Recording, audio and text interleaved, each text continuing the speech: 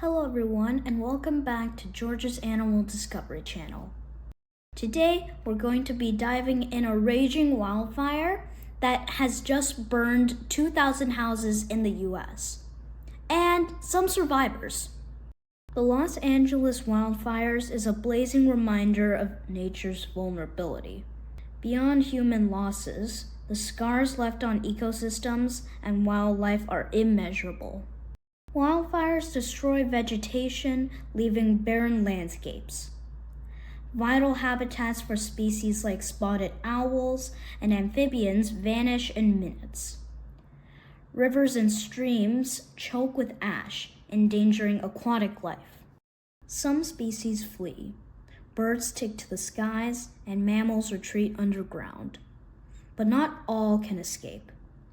Juvenile animals, nesting birds, and slower species often succumb to the flames. The aftermath is grim. Forests may take decades to regrow, if at all. Habitats evolve into grasslands, forcing species like Pacific martens to relocate or perish. Rivers polluted by fire debris disrupt entire aquatic food chains. The Californian condor, though an endangered icon, shows resilience. Despite fire threats, research reveals that most nests survive, offering hope for this majestic bird's future. The California condor, also known as the California vulture, is one of North America's largest flying birds, with a wingspan of up to 3 meters. These majestic birds are scavengers, feeding primarily on carrion, and play a critical role as nature's cleanup crew.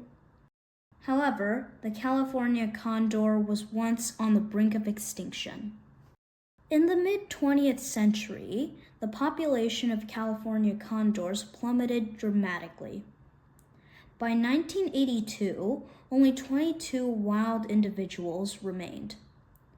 As climate change intensifies, wildfires grow more frequent and severe.